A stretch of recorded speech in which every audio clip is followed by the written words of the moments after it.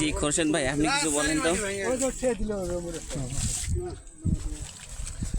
সুপ্রিয় দর্শক, আমরা আসছি শব্দুলহাট হিলফুল ফুজুল যুব সংগঠন থেকে। আমরা এখানে শুধু যুবক ভাইরাই নাই, এখানে মুরব্বিয়ান চাচারা আসছে। শুধু তাই নয়, রাস্তায় যারা যাচ্ছে আমাদের কাজ দেখে তারাই এই এই এই কাজে সহযোগিতা করতেছে আমাদের মাঝে।